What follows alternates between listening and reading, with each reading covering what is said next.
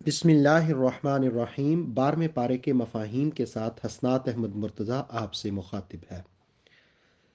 نور وحی YouTube channel کے ناظرین، پہلے رکوع میں اس بات کا ذکر ہوا کہ ہر جاندار کا رزق اللہ کے ذمے ہے اور اس نے ہر چیز کو روشن کتاب میں لکھا ہوا ہے۔ 6 دنوں میں آسمانوں اور زمین کو بنایا گیا۔ اے انسان، تیری تخلیق کی حکمت یہ ہے کہ وہ تمہیں آزمائے کہ تم میں سے اچھے عمل کون کرتا ہے، اور اگر تم موت کے بعد اٹھائے جاؤ گے تو تم اس کو کھلا جادو کہو گے جس وقت تم مختلف معجزات کو دیکھو گے۔ اگر اللہ تعالیٰ فوری سزا نہیں دیتا اور عذاب کو مؤخر کرتا ہے تو یہ مت سمجھو کہ تم بچ گئے ہو۔ عذاب کا مذاق اڑانے والے ضرور اس عذاب میں جکڑ لیے جائیں گے۔ دوسرے رکوع میں اس بات کا اظہار ہوا، اگر کسی انسان کو رحمت سے نوازا جائے پھر اس سے وہ نعمت چھین لی جائے تو وہ بڑا مایوس اور ناشکرا بن جاتا ہے، اور اگر تکلیف کے بعد رحمت دیں تو پھر کہتا ہے مجھ سے تکلیف دور ہو گئی، اور اس پر اترانے لگ جاتا ہے۔ لیکن جو صبر اور اعمال صالح اختیار کرتے ہیں ان کے لیے مغفرت اور اجر عظیم ہے۔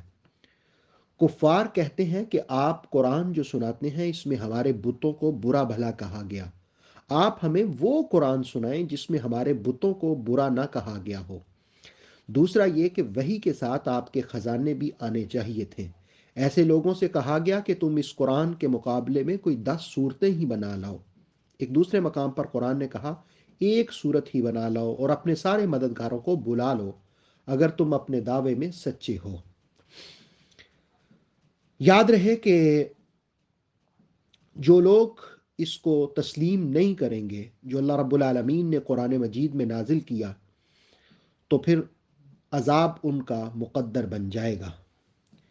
پھر حضرت موسیٰ علیہ السلام کا ذکر ہوا کہ انہیں کتاب دی گئی اور ان کو امام اور سراپا رحمت بنایا گیا۔ اللہ پر جھوٹ باندھنے والے ظالم ہیں اور وہ رحمت الہی سے دور ہیں۔ وہ بد نصیب اللہ تعالیٰ کے راستے سے روکتے اور ٹیڑھے راستے تلاش کرتے ہیں۔ ان کو یاد رکھنا چاہیے کہ یہ اللہ کو عاجز نہیں کر سکتے، یہ خسارہ اٹھانے والے ہیں۔ ایمان اور اعمال صالح اختیار کرنے والے جنت میں ہوں گے، اندھے اور دیکھنے والے برابر نہیں ہوں گے۔ 12ویں پارے کے تیسرے رکوع میں حضرت نوح علیہ السلام اور ان کی قوم کا ذکر ہوا۔ اللہ نے ان کو اپنی قوم کی طرف بھیجا تو انہوں نے اپنی قوم کو توحید کی دعوت دی، تو قوم کے سردار کہنے لگے آپ تو ہماری طرح کے انسان ہیں۔ یاد رہے کہ جس وقت نفس میں کمینگی ہو تو انسان کسی کی عظمت کو تسلیم نہیں کرتا۔ یہی حال قوم نوح کا تھا، وہ حضرت نوح کی عظمت و رفت کو تسلیم نہیں کر رہے تھے۔ حضرت نوح علیہ السلام نے ان سے فرمایا میرے پاس روشن دلائل ہیں میرے رب کی جانب سے، اور یہ یاد رکھو کہ تمہارے لیے بہت سی چیزیں پوشیدہ ہو گئی ہیں۔ اے میری قوم، میں دین کی تبلیغ پر تم سے کوئی معاوضہ نہیں طلب کرتا۔ قوم کے سرداروں نے کہا کہ آپ اپنے پاس سے غریب ایمان والوں کو اٹھائیں تو ہم آپ کی بات سنیں گے۔ آپ نے فرمایا میں اہل ایمان کو اپنی صحبت سے محروم نہیں کر سکتا۔ یہی حال مکہ کے کفار کا تھا۔ انہوں نے رسول اللہ علیہ السلام سے کہا کہ ان غریب ایمان والوں کو اٹھائیں تو ہم بات سنیں گے، تو رسول اللہ علیہ السلام نے فرمایا کہ نہیں، ایسا نہیں ہوگا، اس لیے کہ خزانوں کا مالک تو اللہ رب العالمین ہے۔ اور حضرت نوح نے کہا وہی مجھے عطا فرماتا ہے، لیکن تمہاری نگاہیں مجھے حقیر جانتی ہیں، مجھے اس سے کوئی فرق نہیں پڑتا۔ اللہ سب کچھ خوب جاننے والا ہے۔ قوم کے سردار کہنے لگے ہم آپ سے جھگڑا کرتے ہیں، اس بحث کو چھوڑیں، آپ عذاب لائیں جس کی آپ ہمیں دھمکی دیتے ہیں۔ آپ نے فرمایا جس وقت وہ عذاب آئے گا تو پھر میری خیر خواہی بھی تمہیں کچھ فائدہ نہ دے گی۔ میں بیزار ہوں جن جرائم کا تم ارتکاب کرتے ہو۔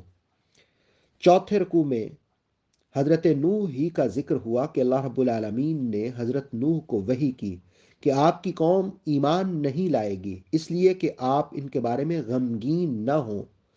آپ ہمارے سامنے ایک کشتی بنائیں۔ جب کشتی تیار کی جا رہی تھی تو قوم کے سردار مذاق اڑاتے کہ یہ خشکی پر کشتی چلائیں گے جی، یہ پہاڑوں پر چلائیں گے۔ آپ نے فرمایا ان قریب تم جان لو گے۔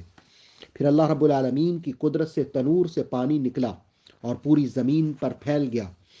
حضرت نوح کو حکم ملا کہ ہر چیز کا جوڑا جوڑا یعنی نر اور مادہ کشتی میں سوار کر لیں، اہل ایمان کو بھی سوار کریں۔ آپ نے اللہ کے حکم کے مطابق سوار کیا اور کہا بسم اللہ مجریہا و مرساہا ان ربی لغفور الرحیم، اللہ کے نام سے اس کا چلنا اور لنگر انداز ہونا، بے شک میرا رب معاف کرنے والا مہربان ہے۔ طوفان بڑا، سیلاب کی موجوں نے زور پکڑا۔ آپ نے بیٹے سے کہا توبہ کرو اور سوار ہو جاؤ، لیکن بیٹے نے کہا مجھے اس کی ضرورت نہیں، میں کسی پہاڑ پر پناہ لے لوں گا۔ آپ نے فرمایا آج کوئی بچانے والا نہیں سوائے اللہ کے حکم سے، جس پر وہ رحمت کرے وہی بچے گا۔ پھر جس وقت سب کچھ غرق ہوا تو پانی کو تھم جانے کا حکم ہوا، آپ کی کشتی جودی پہاڑ پر ٹھہر گئی۔ حضرت نوح نے فرمایا اے اللہ تیرا وعدہ سچا ہے، تو سب حاکموں سے بہتر حکم کرنے والا ہے۔ اللہ تعالیٰ نے آپ کے بیٹے کے بارے میں فرمایا وہ تیرے گھر والوں سے نہیں، کیونکہ اس کے اعمال اچھے نہیں۔ پھر حضرت نوح علیہ السلام اور آپ کے ساتھ اہل ایمان والوں کو امن و سلامتی سے کشتی سے اترنے کا حکم ہوا، اور رکوع کے اختتام پر آپ کو صبر کا حکم ملا اور تقوی والوں کو کامیابی کی بشارت۔ 12ویں پارے کے 5ویں رکوع میں قوم عاد اور ان کی جانب حضرت ہود کے مبعوث ہونے کا ذکر ہوا۔ حضرت ہود نے قوم سے فرمایا اللہ وحدہ کی عبادت کرو، میں تم سے تبلیغ پر کوئی معاوضہ نہیں مانگتا، اے میری قوم توبہ و استغفار کرو۔ وہ کہنے لگے اے ہود ہمارے پاس کوئی ایسی دلیل نہیں ہے کہ ہم اپنے بتوں کو چھوڑ کر آپ کی باتیں مان لیں، لگتا ہے ہمارے کسی بت نے آپ کو کسی خلل میں ڈال دیا ہے۔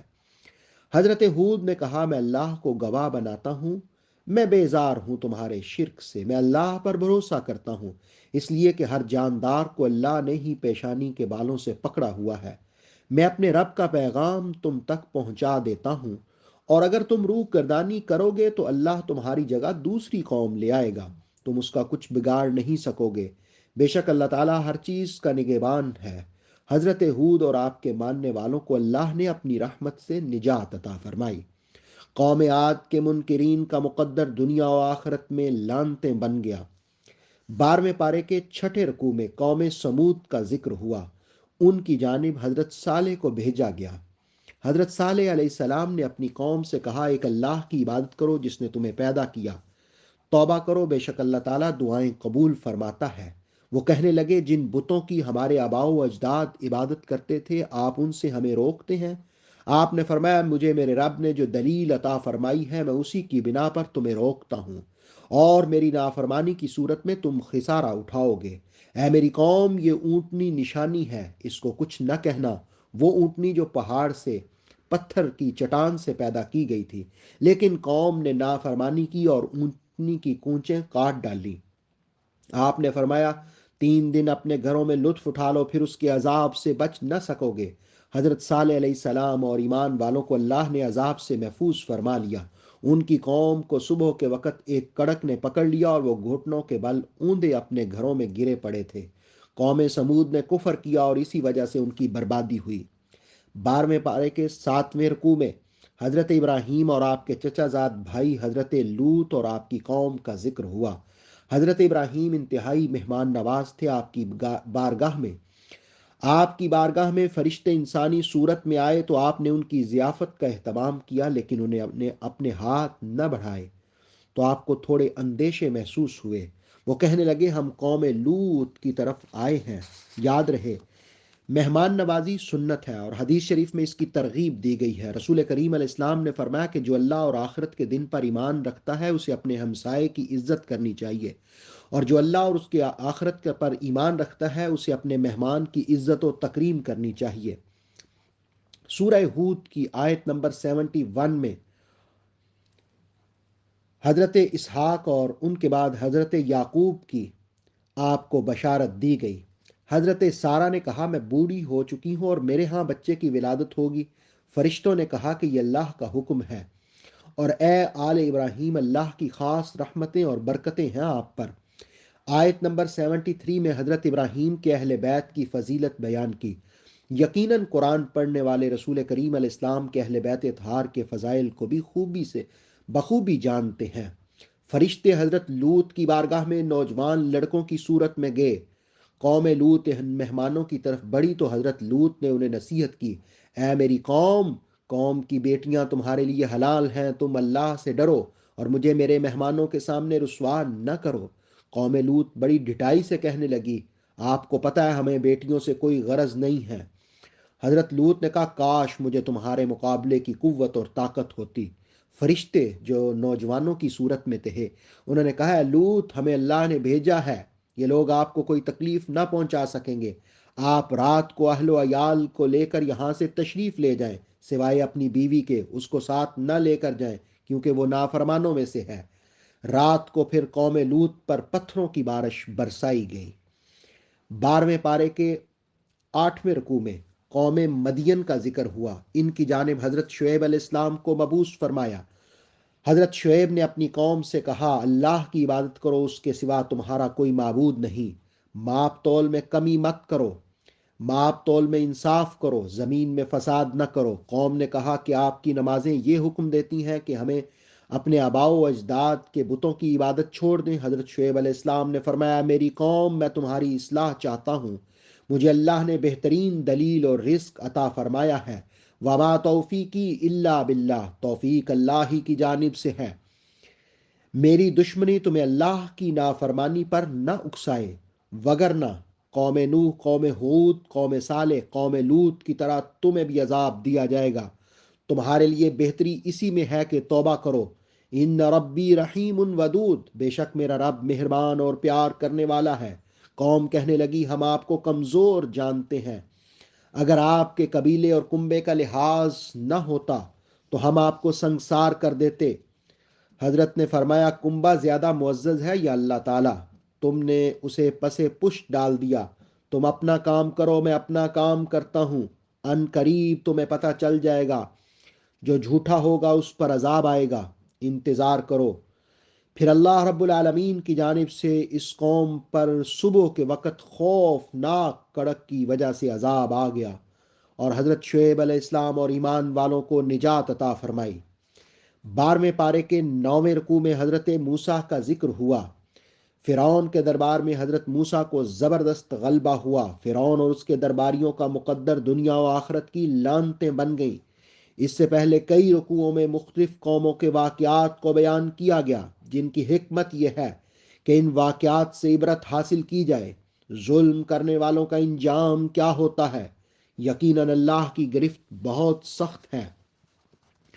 کسی قوم کی مسلسل نافرمانیوں کے باوجود فوری طور پر عذاب نہیں آتا تو اس کا یہ مطلب نہیں ہے کہ اللہ انہیں عذاب دے گا نہیں۔ دراصل اللہ انہیں مہلت دے رہا ہوتا ہے کہ شاید اپنے اعمال پر تائب ہو جائیں اور اطاعت کا راستہ اختیار کر کے جنت کو اپنا مقدر بنا لیں۔ 12ویں پارے کے 10ویں رکوع کے آغاز میں حضرت موسیٰ کا ذکر ہوا۔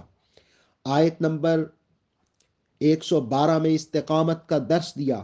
حدیث شریف میں آتا ہے کہ رسول اللہ علیہ السلام نے فرمایا کہ سورہ ہود نے مجھ محمد صلی اللہ علیہ وسلم کو بھی بوڑھا کر دیا، خصوصاً اس صورت کے ان الفاظ نے، فَاسْتَقِمْ كَمَا أُمِرْتَ، استقامت اختیار کریں جیسے آپ کو حکم دیا گیا۔ استقامت کا مفہوم یہ ہے کہ کوئی عمل بھلے تھوڑا بھی ہو لیکن ہمیشہ اختیار کیا جائے۔ آیت نمبر 113 میں ظلم کی جانب مائل ہونے سے روکا، اس لیے کہ ظالموں کا نہ کوئی مددگار ہے اور نہ ہی کوئی دوست۔ آیت نمبر 114 میں صبح و شام اور رات میں نمازیں پڑھنے کا حکم دیا، یعنی فجر، مغرب اور عشاء کی طرف اشارہ مطلوب ہے اس آیت میں۔ نیکیاں اختیار کرنے سے گناہ مٹا دیے جاتے ہیں، صبر کرنے والوں کے اجر کو ضائع نہیں کیا جاتا۔ کسی نبی کو عذاب، کسی بستی کو عذاب اس لیے دیا جاتا ہے جب وہ مسلسل نافرمانی کریں۔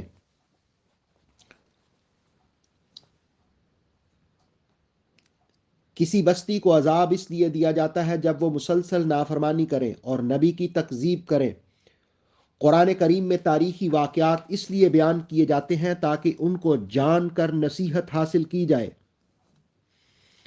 سورہ کریمہ کے اختتام پر یہ کہا گیا کہ اللہ تعالیٰ زمین و آسمان کے غیب جاننے والا ہے، اس کی طرف معاملات لوٹائے جاتے ہیں، اس کی عبادت کرو، اس پر توکل کرو، اللہ تعالیٰ تمہارے اعمال سے بے خبر نہیں۔ سورہ ہود کے اختتام کے بعد 11वें رکوع سے سورہ یوسف کا آغاز ہوا۔ اس میں 12 رکوع 111 آیات ہیں۔ اس سورہ مقدسہ کا آغاز بھی حروف مقطعات سے ہوا۔ قرآن مجید کی روشن آیات قرآن کریم کو عربی زبان میں نازل کیا گیا۔ قرآن کریم کے ذریعے احسن القصص یعنی بہترین اور عمدہ قصہ سنایا جاتا ہے۔ حضرت یوسف نے خواب میں 11 ستاروں، سورج اور چاند کو دیکھا کہ وہ ان کو سجدہ کر رہے ہیں۔ آپ نے اپنا خواب اپنے والد گرامی حضرت یعقوب کو سنایا تو آپ نے فرمایا اپنے بھائیوں کو اپنا خواب نہ سنانا وگرنہ وہ کوئی سازش کرنے لگ جائیں گے۔ بے شک شیطان انسان کا کھلا دشمن ہے۔ آیت نمبر 6 میں کہا کہ اللہ تعالیٰ آپ کو خوابوں کی تعبیر کا علم سکھائے گا۔ 12ویں پارے کے 12ویں رکوع میں حضرت یوسف اور آپ کے بھائیوں کا واقعہ شروع ہو رہا ہے۔ اللہ تعالیٰ نے فرمایا حضرت یوسف اور ان کے بھائیوں کے واقعے میں کئی نشانیاں ہیں۔ حضرت یعقوب علیہ السلام کے 12 بیٹے تھے۔ حضرت یوسف اور بنیامین ایک والدہ کے شکم سے تھے، جبکہ آپ کی باقی اولاد دوسری زوجہ سے تھی۔ بھائیوں نے ایک مشورہ کیا کہ حضرت یوسف کو ہمارے والد گرامی زیادہ محبوب جانتے ہیں، جبکہ تعداد میں ہم زیادہ ہیں۔ حالانکہ حضرت یعقوب علیہ السلام کے پیش نظر یوسف علیہ السلام کی سعادت اور ارجمندی تھی، رب کی جانب سے نبوت کا انتخاب بھی تھا۔ بھائیوں نے مشورہ میں کہا ان کو قتل کر دیا جائے یا کسی دوسرے علاقے میں ان کو چھوڑ دیا جائے، بعد میں ہم توبہ کر کے نیک ہو جائیں گے۔ آخر پیغمبر زادے تھے، زیادتی کے باوجود بھی نیکی کا خیال تھا اور قتل سے خوف ان کے دل میں موجود تھا، اس لیے کہا بعد میں نیکی اختیار کریں گے۔ ان میں سے ایک نے کہا ان کو قتل نہ کرو، کسی گہرے کنویں میں ڈال دو تاکہ کوئی مسافر انہیں نکال کر اپنے ساتھ لے جائے، یہ بھی اس صورت میں جب تم کچھ کرنا ہی چاہتے ہو۔ مشاورت کے بعد وہ اپنے والد گرامی کے پاس آئے اور کہنے لگے آپ یوسف علیہ السلام کے بارے ہم پر اعتبار نہیں کرتے، اگرچہ ہم ان کی خیر خواہی چاہیں، آپ ان کو ہمارے ساتھ کل بھیجیے تاکہ خوب کھائیں پئیں اور کھیل کود کریں، ہم ان کی حفاظت کریں گے۔ حضرت یعقوب علیہ السلام نے فرمایا مجھے اندیشہ ہے اور یہ بات مجھے پریشان کرتی ہے کہ تم ان کو لے جاؤ پھر غفلت اختیار کرو اور ان کو بھیڑیا کھا جائے۔ وہ کہنے لگے ہم ایک مضبوط جتھا ہیں، ہمارے ہوتے ہوئے ان کو بھیڑیا کیسے کھا لے گا۔ جب وہ یوسف علیہ السلام کو لے گئے تو سب نے متفقہ طور پر ان کو تاریک کنویں میں ڈال دیا۔ اللہ تعالیٰ نے آپ کی طرف وحی کی کہ آپ کے بھائی آپ کے بلند مرتبے کو نہیں سمجھتے۔ پھر رات کے وقت وہ اپنے والد گرامی کے پاس آئے اور گریہ زاری کرتے ہوئے کہنے لگے ہم دوڑ لگانے گئے تھے، یوسف علیہ السلام کو اپنے سامان کے پاس چھوڑا تو بھیڑیا ان کو کھا گیا۔ آپ تو ہماری بات پر یقین نہیں کریں گے اگرچہ ہم سچے بھی ہوں۔ انہوں نے یوسف علیہ السلام کی قمیص پر جھوٹا خون بھی لگا لیا۔ یہ سب باتیں سن کر حضرت یعقوب علیہ السلام نے فرمایا تمہارے نفسوں نے ایک چال چلی ہے، بہرکیف میں صبر جمیل اختیار کرتا ہوں، جو تم کہہ رہے ہو اس پر اللہ تعالیٰ سے مدد طلب کروں گا۔ بھائیوں نے یوسف علیہ السلام کو کنویں میں ڈالا تو کچھ ہی دیر بعد اللہ تعالیٰ نے ایک قافلہ بھیجا جنہوں نے پانی کے حصول کے لیے کنویں میں ڈول ڈالا۔ حضرت یوسف اس کے ذریعے باہر آئے تو وہ کہنے لگے واہ واہ کتنا خوبصورت من مونا بچہ ہے۔ انہوں نے قیمتی خزانہ سمجھتے ہوئے اسے چھپا لیا۔ انہوں نے چند دنوں بعد یوسف علیہ السلام کو بیچ ڈالا اور ان کے بدلے درہم وصول کر لیے، کیونکہ انہیں اس میں کوئی دلچسپی نہیں تھی۔ 12ویں پارے کے 13ویں رکوع میں اس بات کا ذکر ہوا کہ حضرت یوسف علیہ السلام بکتے ہوئے عزیز مصر کے گھر پہنچ گئے۔ ان کی اولاد نہ تھی، انہوں نے ان کو اپنا بیٹا بنا لیا۔ اللہ تعالیٰ نے آپ کو خوابوں کی تعبیر کا علم سکھایا، پھر اللہ تعالیٰ نے علم اور نبوت سے آپ کو سرفراز فرمایا۔ عزیز مصر کی زوجہ نے آپ کے حسن و جمال اور شباب کو دیکھا تو آپ کو بہلانے پھسلانے لگ گئی۔ ایک دن تو انتہا ہو گئی، اس نے تمام دروازے بند کر لیے اور آپ کو بلانے لگی۔ آپ نے فرمایا معاذ اللہ، میں اللہ کی پناہ چاہتا ہوں، تیرا خامد میرا محسن ہے، اس نے مجھے بڑی عزت دی ہے۔ اس عورت نے پکا ارادہ کیا، آپ بھی ارادہ کر لیتے اگر اپنے رب کی روشن دلیل نہ دیکھتے۔ اللہ تعالیٰ نے اپنے کرم سے آپ کو بے حیائی اور برائی سے محفوظ فرما لیا۔ یقیناً آپ برگزیدہ بندوں میں سے تھے۔ وہ عورت آپ کی طرف بڑھی، آپ دروازے کی طرف گئے تو اس عورت نے آپ کے کرتے کو پیچھے سے پھاڑ دیا۔ اتفاق سے اسی وقت اس کا خامد آ گیا۔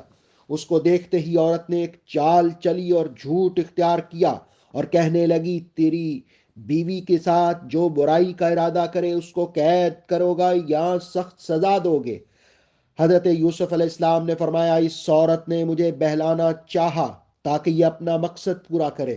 اس پر عورت کے خاندان سے ایک جہاں دیدہ شخص نے کہا، دیکھو، اگر قمیص آگے سے پھٹی ہے تو یہ عورت سچ کہتی ہے، اور اگر قمیص پیچھے سے پھٹی ہے تو یہ عورت جھوٹ بولتی ہے، اور یوسف سچ کہتے ہیں۔ جب عزیز مصر نے قمیص پیچھے سے پھٹی ہوئی دیکھی تو کہنے لگا، ان کیدکن عظیم، یہ تم عورتوں کا فریب ہے اور عورتوں کے فریب بڑے خطرناک ہوتے ہیں۔ پھر یوسف علیہ السلام سے کہنے لگے، آپ اس سے اعراض فرمائیں، اور اے عورت، تو اپنے گناہ کی معافی مانگ، بے شک تو خطا والیوں میں سے ہے، قصور واروں میں سے ہے۔ 12ویں پارے کے 14ویں رکوع میں زلیخا کی اس وارفتگی پر شہر بھر کی عورتوں کی محافل میں اس بات کا چرچا ہونے لگا کہ عزیز مصر کی زوجہ اپنے ہی جوان پر فدا ہو گئی، اپنے ہی غلام پر فدا ہو گئی۔ زلیخا نے ان باتوں کو سننے کے بعد ان سب خواتین کو دعوت دی۔ کھانے کے بعد پھل اور چھری سب ان کے ہاتھوں میں دیے۔ پھر یوسف علیہ السلام کو بلایا۔ وہ عورتیں جس وقت یوسف علیہ السلام کو دیکھنے لگیں تو ان کے حسن میں اس قدر کھو گئیں، انہیں خیال بھی نہ رہا، اور وارفتگی کے عالم میں اپنے ہاتھوں کو کاٹ بیٹھیں اور کہنے لگیں، یہ تو کوئی بشر نہیں، سبحان اللہ، یہ تو کوئی معزز فرشتہ ہے۔ اس پر زلیخا فاتحانہ انداز میں کہنے لگی، یہی وہ پیکرے حسن و جمال ہے جس کے بارے میں تم مجھے ملامت کرتی تھی۔ اللہ کی قسم، میں نے اس کو بہت بہلایا پھسلایا، لیکن اس نے اپنی عصمت کو محفوظ رکھا۔ اب بھی میں کہتی ہوں کہ اگر اس نے میری بات نہ مانی تو اسے قید کروا دوں گی۔ یوسف علیہ السلام نے عرض کیا، میرے رب، قید خانہ کی صعوبتیں مجھے زیادہ بہتر لگتی ہیں اس بات سے جس کی طرف یہ عورت مجھے بلاتی ہے۔ تو نے کرم نہ فرمایا تو ہو سکتا ہے میں مائل ہو جاؤں۔ آپ کی دعا قبول ہوئی اور آپ کو ان عورتوں کے مکر و فریب سے دور کر لیا۔ 12ویں پارے کے 15ویں رکوع میں حضرت یوسف علیہ السلام کے قید خانے کے احوال کو بیان کیا گیا۔ انہی دنوں عزیز مصر کے 2 شاہی ملازموں کو بھی جیل بھیجا گیا۔ ان دونوں پر بادشاہ کو زہر دینے کا الزام تھا۔ انہوں نے خواب دیکھا تو پریشان ہو کر حضرت یوسف کے پاس آئے۔ ایک نے کہا، میں نے خواب میں دیکھا کہ میں شراب نچوڑ رہا ہوں۔ دوسرے نے کہا، میں نے اپنے سر پر روٹیاں اٹھائے ہوئے اپنے آپ کو دیکھا ہے، آپ اس کی تعبیر بتائیں۔ حضرت یوسف نے فرمایا، مجھے جو رب نے تعبیر کا علم سکھایا ہے اس سے میں تمہیں بتاؤں گا کھانا آنے سے پہلے۔ آپ نے کہا، ان کو نصیحت کی اور فرمایا کہ متفرق خدا بہتر ہے یا ایک ہی جو سب پر غالب ہے؟ یقیناً ایک ہی خدا۔ ان الحکم الا للہ، حکم صرف اللہ ہی کا ہے، اسی کی عبادت کرو۔ پھر آپ نے تعبیر بتاتے ہوئے شراب نچوڑنے والے سے کہا کہ تمہیں یہی منصب سونپا جائے گا، تم بادشاہ کی خدمت کرو گے، اسے شراب پلاؤ گے۔ دوسرے کو سولی پر چڑھا دیا جائے گا۔ آپ نے فرمایا، یہ اٹل فیصلہ ہو چکا ہے۔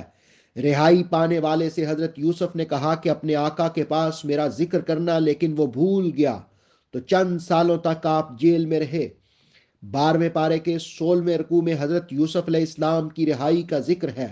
بادشاہ نے خواب دیکھا کہ 7 دبلی پتلی گائیں ہیں اور وہ 7 موٹی تازی گایوں کو کھا رہی ہیں۔ اس طرح 7 سرسبز خوشے اور 7 خشک خوشے بھی ہیں۔